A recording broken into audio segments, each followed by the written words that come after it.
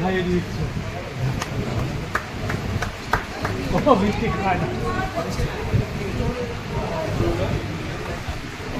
অনেক অনেক ধন্যবাদ আমাদের শ্রী অতীন্দ্র ঘোষ মহাশয়কে এমন একটা চিন্তা ভাবনার জন্য, যেটা কোনোদিন পুরো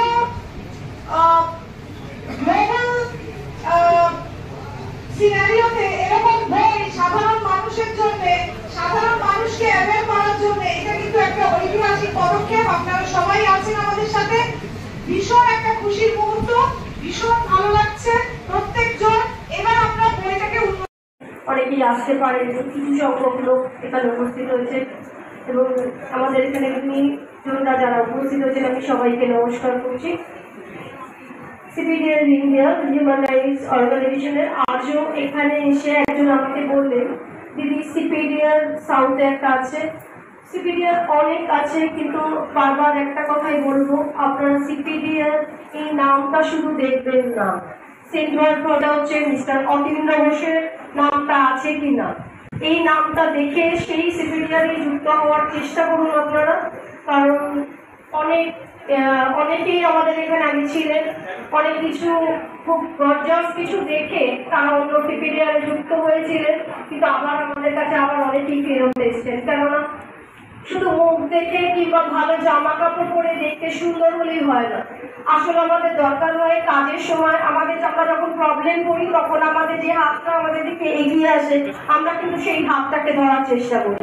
সুন্দর হাত, ফর্সা হাত এইসব ধরতে লাগে না, কালো হাত হোক, নোংরা হাত হোক, সেটাই ধরবো আমরা আমাদের অসুবিধার সময় যে হাতটা আমাদের পাশে এগিয়ে আসবে। এবং আমি মনে করি সেই হাতটা হচ্ছে আমাদের যে কি বলবো, আমাদের দাদা মিস্টার অতীন্দ্র ঘোষের হাতটা আমরা যদি সবাই মিলে শক্ত করে ধরি, আশা করি আজ আমরা যেখানে আছি, আজ থেকে 1-2 বছর পরে আমরা একটা বিশাল জায়গায় পৌঁছে যাব। ঠিক আছে, আর এখানে আমার আর বেশি কিছু বলার নেই, এখানে অনেক গুণীজনরা রয়েছে, আমাদের টাইম খুব অল্প, আমরা অল্প টাইমের মধ্যে এইটুকুই আজ বললাম। আর পরবর্তী অনুষ্ঠানে আর এই আমাদের আজকে সেকেন্ড অধ্যায় বইটা বেরোচ্ছে, আজকে থেকে এই বইটা বেরিয়ে যাওয়ার পর থেকে কাল থেকে আমাদের কিন্তু তৃতীয় যে বইটা বেরোবে সেটার জন্য আমরা সবাই প্রস্তুত হব। কারণ আপনারা সবাই জানেন আমরা গভর্নমেন্ট থেকে কোনো রকম হেল্প পাই না, সুতরাং আমরা যদি সবাই এগিয়ে না আসি তাহলে পরবর্তী দিনে কিন্তু আমাদের খুব খারাপ একটা সময় আসবে। তাই আমি চাইবো এবং আমি আশা করি আপনারা সবাই চাইবে যে আমরা যাতে খুব সম্মানের সাথে, গর্বের সাথে আমরা নিজেরা জীবন অতিবাহিত করতে পারি এবং আমাদের যে সন্তানরা আছে তারাও যেন মাথা উঁচু করে সমাজে চলতে পারে। এটার জন্যই কিন্তু আমরা সবাই একসাথে একই পরিবারে, সিপিডিআর পরিবারে আমরা একই সাথে সবাই হাত ধরে থাকবো, এটাই আমরা সবার কাছে একান্ত অনুরোধ। নমস্কার। দীর্ঘ প্রতীক্ষার পর গত 13ই July 2024 CPDR India human rights organisation প্রকাশিত করল তাদের মানবিকতার ছোঁয়ার দ্বিতীয় অধ্যায়।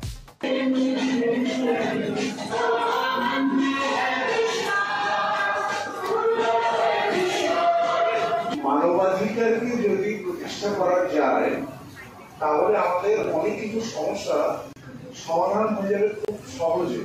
এবং তার সবথেকে বড় জায়গা যেটা আমি জোর দিতে চাইছি, আমি একজন আইনের ব্যক্তি হয়ে, এখন আপনারা সবাই জানেন নতুন আইন একটা প্রমাণ হয়ে গেছে, সেখানে অনেক কিছু অনেকেরই জানা অজানা এর মধ্যে রয়ে গেছে। আমি সবাইকে অনুরোধ করবো মানবাধিকারের মধ্যে দিয়ে, এই মঞ্চের মধ্যে দিয়ে আপনারা যদি একটুখানি জানার আগ্রহটা বাড়ান যে এই আইনটা কিরকম, আমরা কিভাবে মানুষকে সাহায্য করতে পারি, সেটা কিন্তু এখানে সমস্তটা বলা আছে। সেই জায়গাটা যদি মানে প্রচার শুধু নয়, প্রচারের সঙ্গে প্রসার, এই দুটো যদি একসাথে চলতে থাকে তাহলে আমরা অনেকেই এটাকে দোষী করতে পারবো। ধন্যবাদ।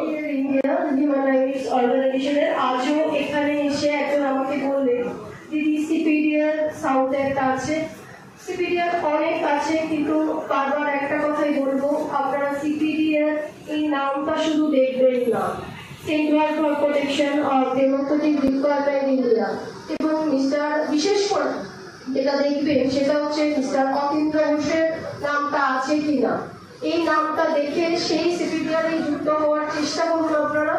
কারণ অনেকেই আমাদের এখানে আগে ছিলেন, অনেক কিছু খুব গর্জাস কিছু দেখে তারা অন্য সিপিডিআরে যুক্ত হয়েছিলেন, কিন্তু আবার আমাদের কাছে আবার অনেকেই ফেরত এসেছেন। কেননা শুধু মুখ দেখে কিংবা ভালো জামা কাপড় পরে দেখতে সুন্দর হলেই হয় না, আসলে আমাদের দরকার হয় কাজের সময় আমরা যখন প্রবলেম করি তখন আমাদের যে হাতটা আমাদের দিকে এগিয়ে আসে আমরা কিন্তু সেই হাতটাকে ধরার চেষ্টা করি।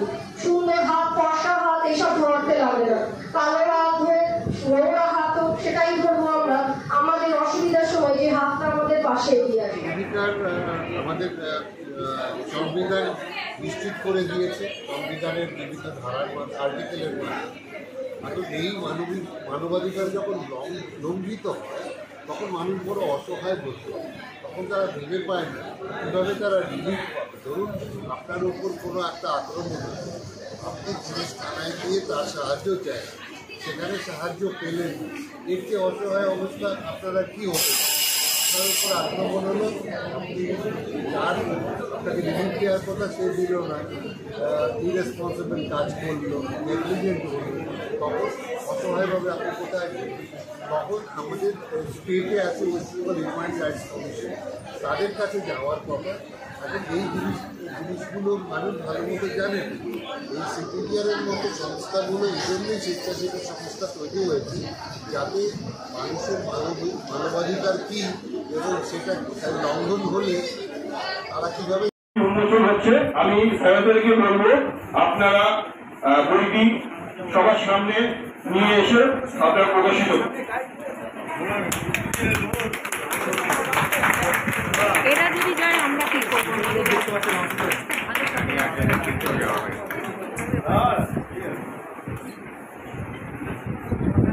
এই বইয়ের উদ্দেশ্য মানুষকে তার মানব অধিকার, জন্মসূত্রে তার অধিকার যেটা পাওয়া, সেই অধিকারটাকে তাদেরকে জানানো, তাদেরকে সচেতন করে তোলা, যাতে তাদের অধিকার যেভাবে খরণ হয় বা অধিকার যাতে নষ্ট না হয়, তার জন্য আমরা এই আপ্রাণ প্রয়াস করেছি সংগঠনের পক্ষ থেকে। এবং যেসব স্বনামধন্য মানুষরা আমাদের সাথে রয়েছেন তাদের সান্নিধ্য পাওয়ার পরেই এই কাজটি করতে আমরা সফলতা পেয়েছি। এবং আমাদের সবার খুব কাছে এবং আমাদের সংগঠনের যে মানুষটা দরকার তার হাত ধরে আমাদের সবকিছু এগোনো, সেই সুবিধাগুলোকে আমি কিছু বলবার জন্য অনুরোধ করব। সক্ষম হয়েছে মানবিকতার ইস্তমা পত্রিকাটির দ্বিতীয় অধ্যায় প্রকাশের। এর সে আনন্দের খবর মানবাধিকার কর্মীদের জন্য আর কিছু হতে পারে না।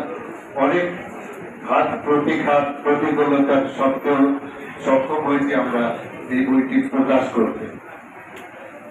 যারা আজকে এখানে উপস্থিত আছেন প্রত্যেকের কাছে অনুরোধ, বইটি সংগ্রহ করুন এবং প্রত্যেকটি পাতা পড়ুন, তবেই আমাদের এই উদ্যোগ সার্থক হবে।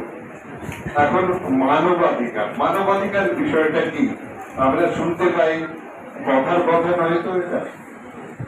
আসলে আমাদের সংবিধান কিছু রাইটস, আমাদের অধিকার সংবিধানে স্বীকৃত আছে এবং সেইগুলো রক্ষা করার দায় দায়িত্ব যে সরকারি দপ্তরগুলোর হাতে ন্যস্ত রয়েছে।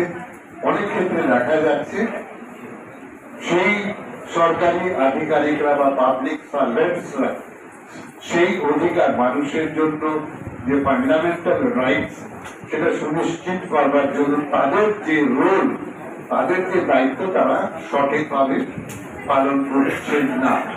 অর্থাৎ মানুষের অধিকার, মানবাধিকার লঙ্ঘিত হলে তার কোনো বিধানের ব্যবস্থা ছিল না। যখন প্রত্যন্ত গ্রামের মানুষ থেকে শহর পর্যন্ত, শহরের রাজপথে মানুষের এই সাংবিধানিক অধিকার দুর্মুঠিত হচ্ছিল, তখন আমাদের সরকার অনুভব করলো যে এই ধরনের একটা আইনের প্রয়োজন আছে। যে কোনো পাবলিক সার্ভেন্ট যদি মানবাধিকার লঙ্ঘন করে, অর্থাৎ মানবাধিকার রক্ষার যে তার দায়িত্ব তার উপর নষ্ট করা আছে, সেটা যদি তিনি অবহেলা করেন, সেক্ষেত্রে তার বিরুদ্ধে যে আইনগত ব্যবস্থা তা সেই জন্য আইন প্রণয়ন হলো 1983 সালে। Protection of human rights act এলো, তারপর বিভিন্ন রাজ্যে রুলস এলো এবং বিভিন্ন স্টেটে বিভিন্ন রাজ্যে কমিশন তৈরি হলো এবং কেন্দ্রীয় ভাবে ন্যাশনাল হিউম্যান রাইটস কমিশন তৈরি হলো। এখন শুধু তৈরি হলেই তো হলো না, এই যে অর্গান, এই যে সংস্থা গঠিত হওয়ার কথা, তাকে যদি স্বাস্থ্যকর করা না হয়, তার দায়িত্ব থাকে রাজ্য সরকার এবং কেন্দ্রীয় সরকারের। তাকে যদি সঠিক মতো কাজ করবার জন্য সবলভাবে তৈরি করা না হয়, তবে কিন্তু সেই সংস্থা কাজ করতে পারে না। তো তাদের কাজ হলো, এই কমিশনের কাজ ছিল যে হিউম্যান রাইটস লঙ্ঘন করছে যে পাবলিক সার্ভেন্ট, তার বিরুদ্ধে ব্যবস্থা। এইভাবেই চলছিল। এখন সাধারণ মানুষের কাছে এই যে এই আইন প্রণীত হলো, যেটা এটা সাধারণ মানুষের কাছে পৌঁছবে কি? গ্রামে গঞ্জের মানুষরা তো এত অবহিত থাকছেন না। তো সেই জন্যই এই ধরনের সিপিডিআর এর মতো সংস্থার প্রয়োজন অনুভব করা হলো, যারা এই আইনের সঙ্গে সাধারণ মানুষের পরিচয় করাবেন এবং এই আইনে তার কি অধিকার আছে, সরকারি কোনো আধিকারিক যদি তার যে দায়িত্ব তা যদি পালন না করেন, তার বিরুদ্ধে কিভাবে ব্যবস্থা নেওয়া যায়, সেই প্রচারের দায়িত্ব কিন্তু সিপিডিআর এর মতো সংস্থাগুলি তাদের তুলে দিয়েছে। এবং সিপিডিআর প্রতিষ্ঠা হওয়ার পর যথেষ্ট সফলভাবে সক্ষমতার সঙ্গে অ্যাক্টিভলি এই কাজটি করে আসছে। গ্রামে গঞ্জে বহু মানুষের উপকার তারা করেছে, অনেক রেকর্ডস আছে। কিন্তু আমাদের পৃথিবীর সর্বদঞ্জা সিপিডিআর হিউম্যান রাইটসের পাশে থাকুন। আমরা পাশে আছি, সাথে আছি সর্বক্ষণ 24 ঘন্টা। ধন্যবাদ। শ্রীযুক্ত রবীন্দ্রনাথ সরকার আইপিএস মহাশয়, শ্রী লক্ষ্মীকান্ত মিশ্র আমার সিনিয়র রিটায়ার্ড এসিপি, উপস্থিত সিপিডিআরের সভ্য সমর্থক এবং অনুরাগী সকলকে আমি অভিনন্দন এবং শুভেচ্ছা জানাই আজকে এখানে আসার জন্য। আজকের উৎসবটা মেইনলি মানবাধিকারের ছোঁয়া দ্বিতীয় পর্বটা উদ্বোধনের জন্য। একটা বই প্রকাশ করতে যে কি কাঠখড় পোড়াতে হয়, কত খরচা হয়, সেটা আমরা যারা এগুলোর সঙ্গে যুক্ত সকলেই জানি। অতীন্দ্রবাবু অক্লান্ত পরিশ্রম করে এই দ্বিতীয় সংস্করণটি বের করেছেন, তার জন্য কোনো ধন্যবাদই তার পক্ষে যথেষ্ট নয়। আর এবার আমি একটা কথা বলি, সিপিডিআর আমরা